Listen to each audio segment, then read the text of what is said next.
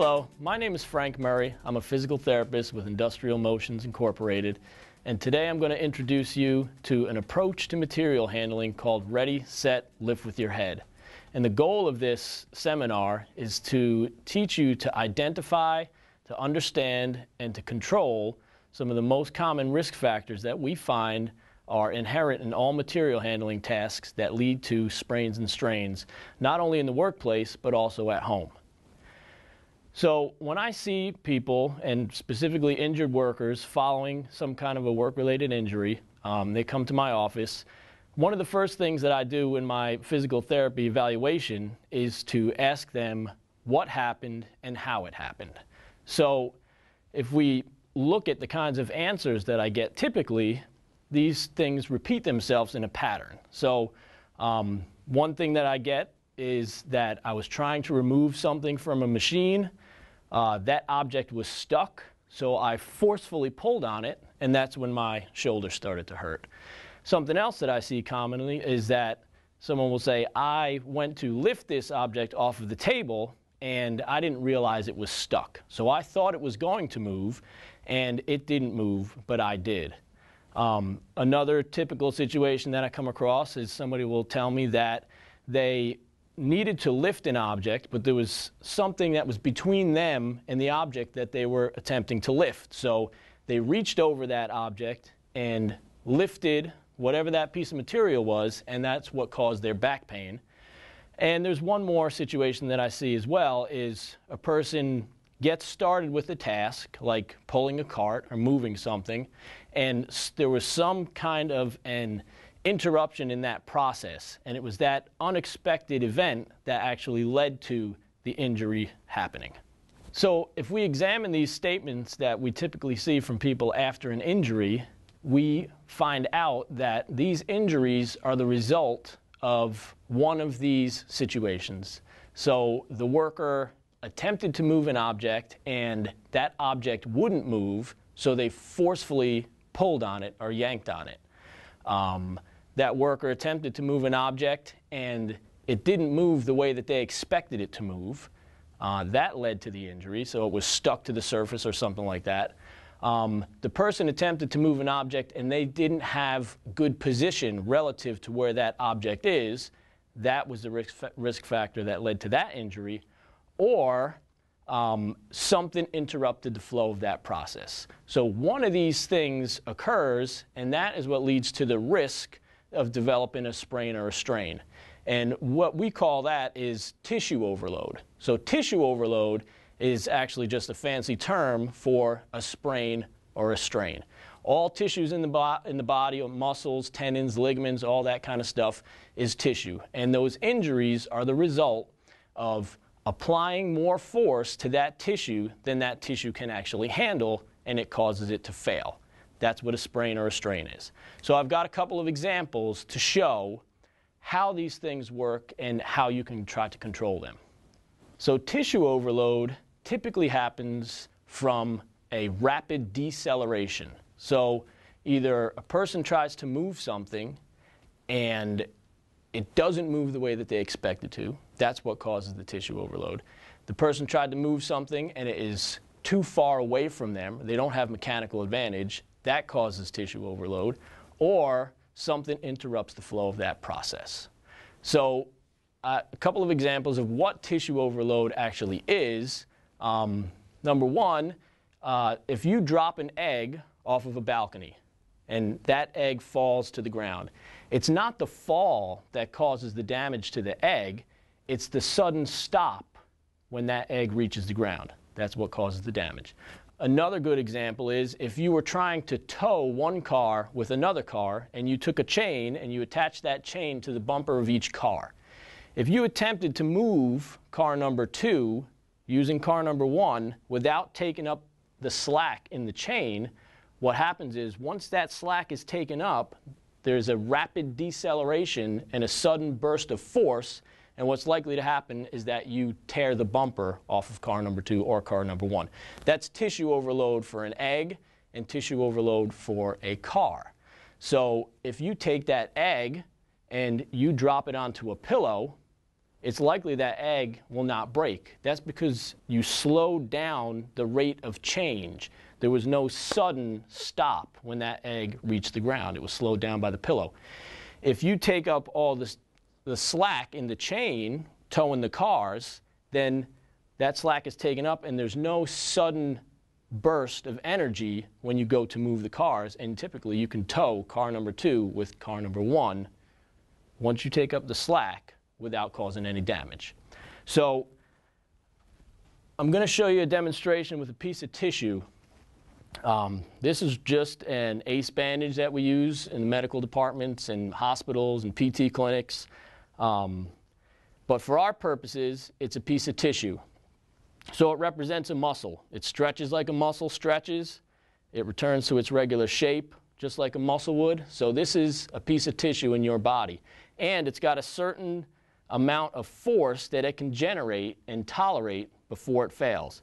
So if we take that muscle and we put it through this spool and we take up all the slack in that muscle, and I pick up that spool with a controlled amount of force, that muscle is strong enough to generate and tolerate the amount of force that's required to pick up that spool. But if I take that muscle and I attempt to pick up that spool aggressively, and I don't take up the slack, and I move first, now that muscle tears. That represents an injury. So it's the same muscle, it's the same spool. The only thing that changed was the way that I applied the force to that spool during that lifting task, okay? So that's tissue overload for a spool. So I'm going to show you another example over here. What we've got is a force gauge. So what this gauge tells me is the peak amount of force that's generated when I go to lift this box. So there's about 30 pounds of weight in the box, and the box weighs about 2 pounds itself. So if I take up all the slack and I pick that crate up, I'll see that there's 33 pounds of force generated when I lift that box in that manner. So now, if I walk up to that crate and I pick it up aggressively and I don't take up all that slack and I create that sudden burst, what happens is this. I take that 33.5 pounds of force and I turn it into 147 pounds of force for an instant. So the force that's generated when I yank on that box is more than about 5 times the amount of force that it actually takes to lift that box or that crate. It's that explosion of force that causes tissue overload, and that's what causes the injuries. So now that you understand tissue overload and how it works and how it contributes to sprains and strains, the question is, what are we supposed to do about that? Well, one of the questions that I like the workers that I work with to consider is this. Do you get paid to lift, push, pull, or carry objects during your day while you're at work? If the answer to that question is yes, then you are actually a professional material handler. And you have to have a process and a technique for doing your job just as any professional does. So when you're at work, you're not just moving a box or pushing a cart for the sake of it. You're actually handling that material with a purpose in order to get it from point A to point B to do your job. So you need to have a process and a technique. Just like a professional athlete has a process and a technique to do their job. Those athletes with the best process and the best technique typically have the longest and most productive and safest careers.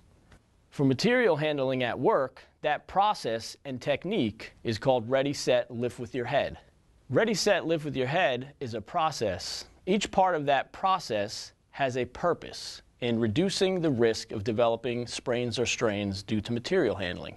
It also gives you a safe and effective technique for applying force to any object in any direction. In the past, people, and myself included, we have always taught people to lift with their legs. Lift with your legs is a good thing to do, and it's a good thing to consider when you're material handling, but it doesn't apply to everything. Lifting with your legs really doesn't apply to objects that are above waist high. Once something reaches waist high, lifting with your legs doesn't apply any longer. And it also doesn't talk about or give you any process or technique for pushing or pulling objects. Ready is taking into consideration all the external factors that lead to the safe and successful completion of that task. Set is to gain mechanical advantage by getting as close as possible to that object and to fully engage that object before you move it. And then lift with your head means that you have thought about these things, you're considering the risk factors, and you've made a good start to that material handling process, and you're also going to use the best movement pattern in order to get that job completed.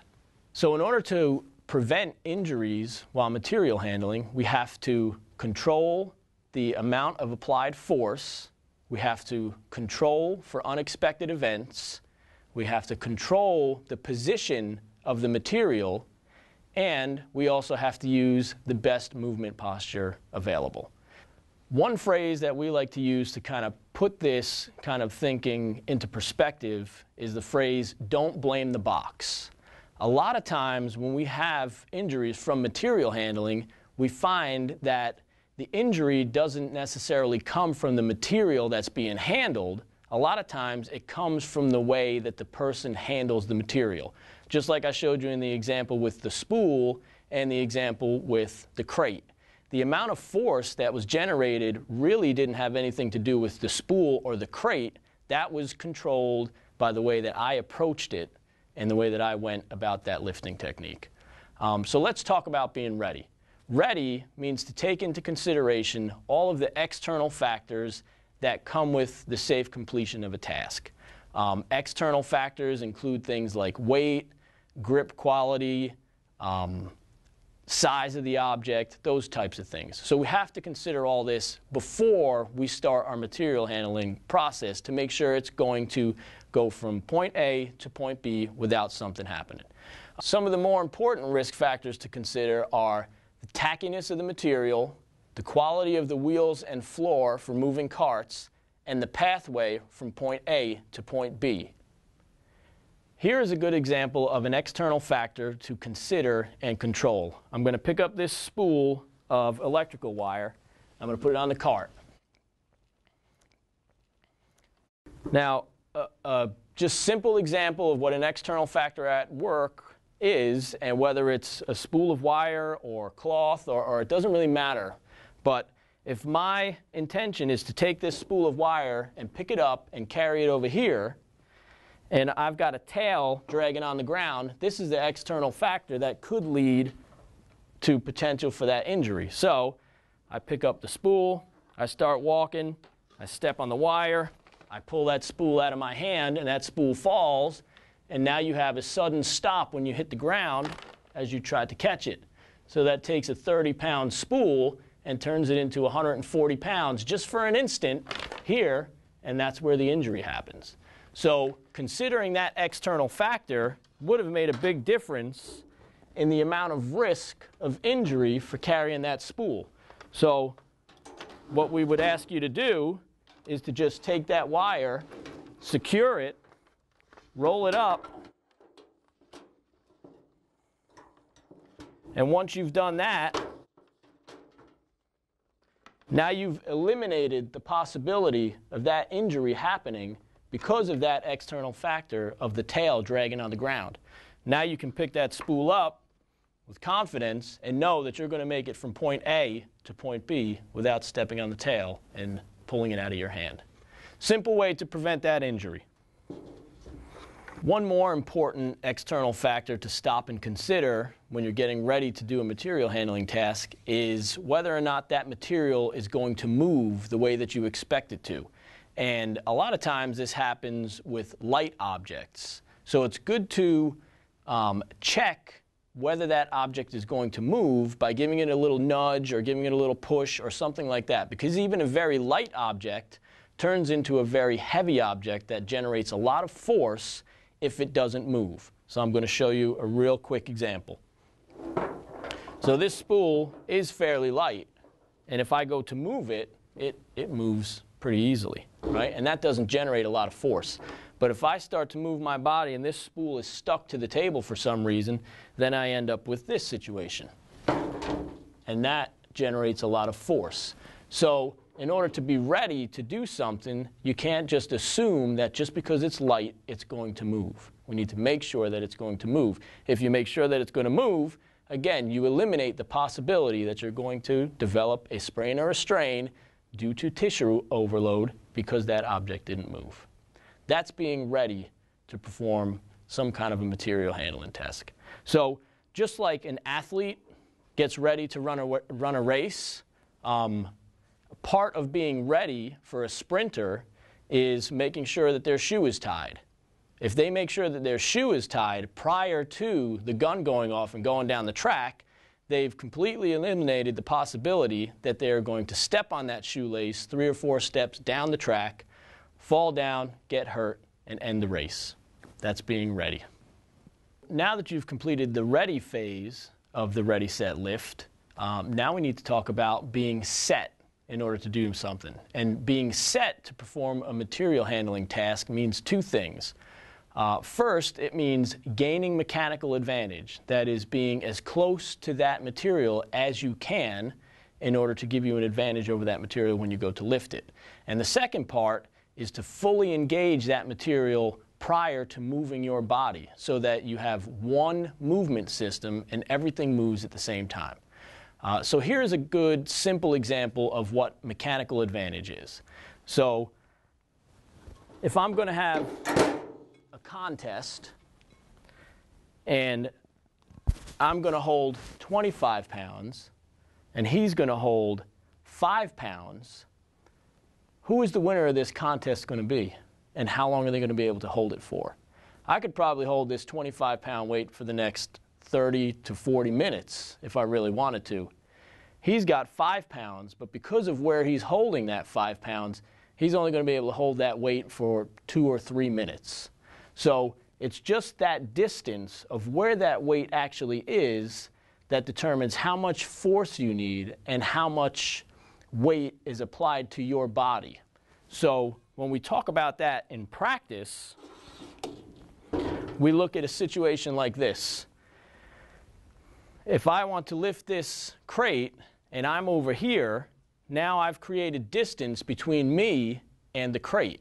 So when I go to move that crate, I've got a mechanical disadvantage over that crate.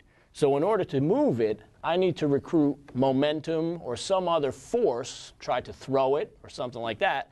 And what that looks like, because I can't just pick it up from here, I do this and I yank on it. And that yanking, of course, creates that sudden stop, which creates that burst of energy. So when we talk about material handling, what I want you to consider is that a lot of times it just takes a simple step to create mechanical advantage for yourself. So if I'm here and this is what I want, I should realize that I don't have mechanical advantage, and all I have to do is come over here to the other side of the table, and now I'm back here at mechanical advantage. And a lot of times it's as simple as that, but it just takes to be able to think about it, recognize that you're at a disadvantage, and change that situation for yourself so that will be less weight on your body.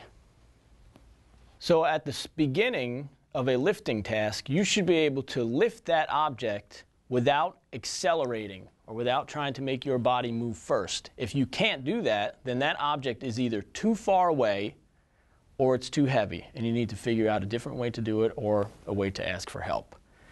The next part of being set to do something is to make sure that you are fully engaged to that object before you go and try to move it. That means taking up all the slack and making sure that you have one movement system and everything moves at the same time.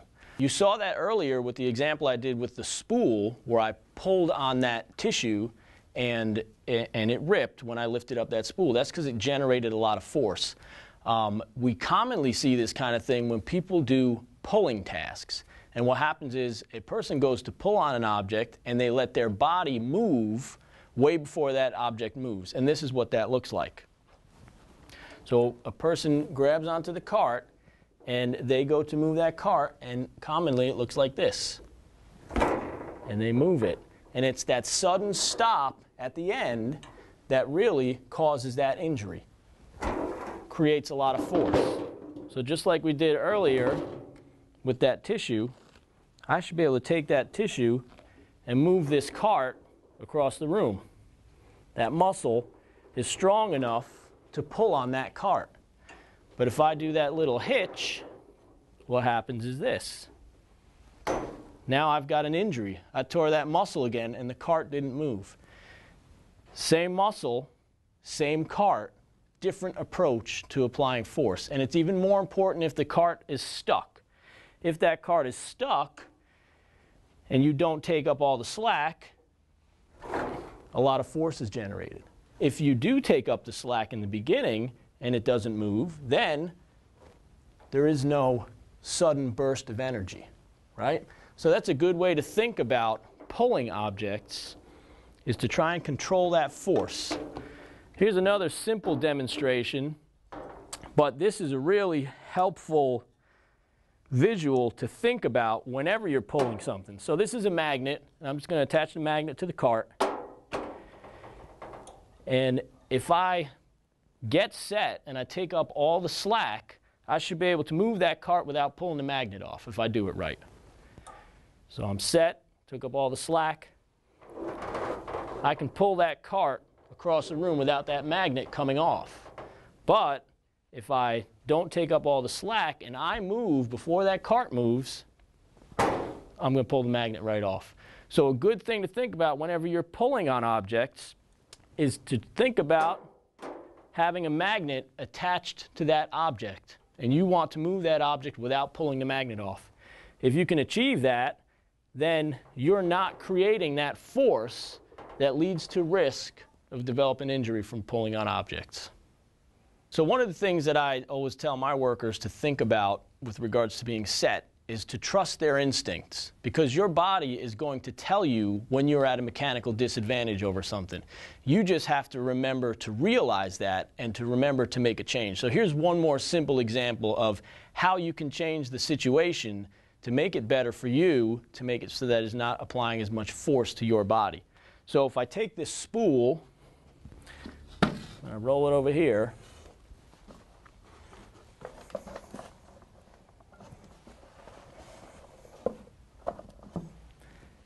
if I want this crate and that spool is in my way, then I might be in this situation here. Whether that spool is that tall or this tall or it's a chair or whatever it is, it doesn't matter.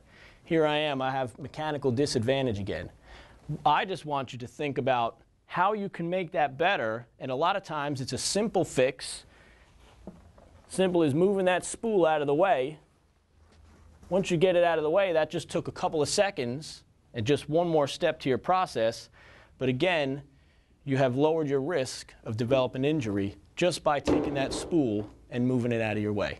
So being set, again, is gaining mechanical advantage and fully engaging that object. So we can compare it again to a runner at the starting line. Just like they got ready and made sure that once they started, they were going to continue the way that they thought they were going to continue. Being set, they get to the starting line, they get down in a 4-point stance, so they have the proper posture, and then they build up a lot of tension between themselves and the ground so that when that gun goes off, they just go, and there's no slack, and there's no taking up of the slack, and there's no burst of force as they go down the track. Having a good set position leads to a safe and efficient start to your material handling task. So now that we've talked about ready and set, now we can move on to lift with your head. So lifting with your head means two different things. First, it means that you're thinking about the material handling tasks at hand by going through the ready and the set stages of the process. So you're already doing smarter material handling by considering the risk factors and controlling for external factors and controlling for distance and controlling for bursts of force. Lifting with your head also means using the best movement pattern for that task. The position that your body is in determines which muscles are used and how strong of a posture that you actually have when you're performing that task. So we have to talk about the spine a little bit first. So this is your spine, and this is me standing here just like this. When your spine is in its strongest position, it's in the shape, basically, of an S. So an S really is a fairly strong structure. If you take something and you put it on top of that S and push down on it, it doesn't just collapse. It can absorb those forces, right?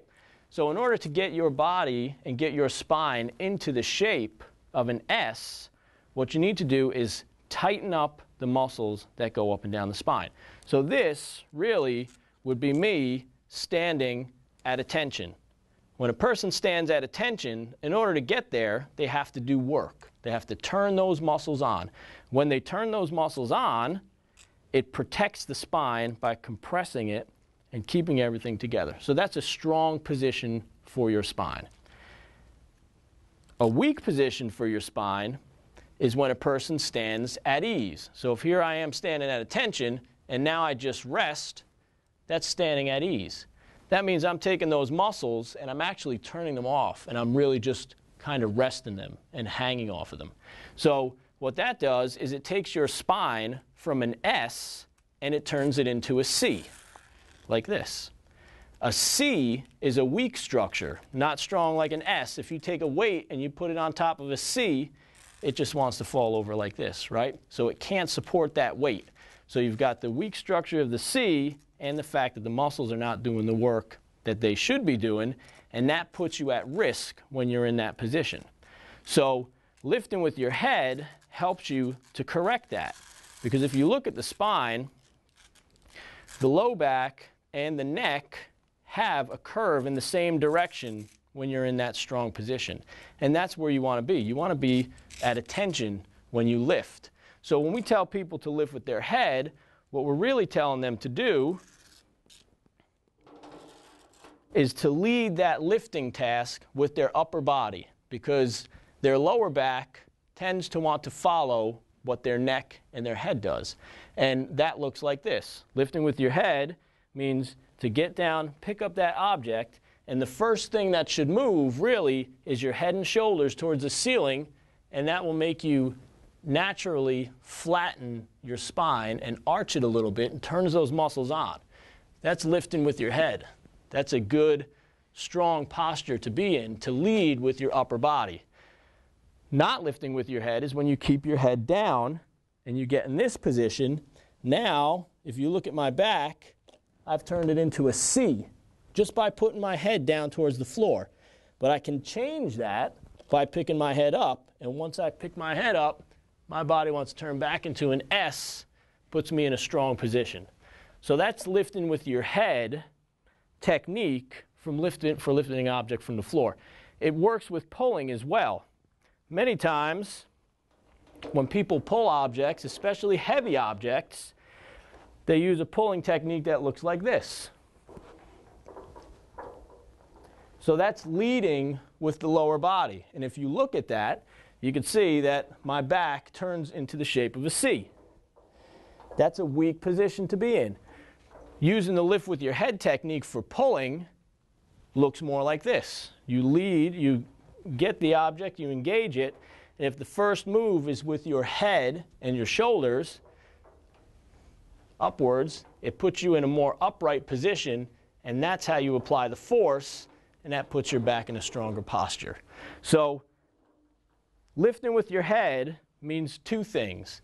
It means thinking about the lifting task, thinking about the risk factors, and trying to mitigate those risk factors best that you can, and using the best movement pattern for that task at hand. So you still need to use your legs. We're not saying to not use your legs, but the focus should not be only on your legs. It should be to initiate the movement with the upper body, keep your chin up, and lead with your head. So that's how you perform as a professional material handler. You use the ready, set, lift with your head process and technique, and that will help you to mitigate the risk of developing sprains and strains during material handling tasks, whether at home or at work. If you have any further questions about this process or the techniques that were demonstrated during this video, please feel free to go to my website. And remember, don't just lift, lift with your head.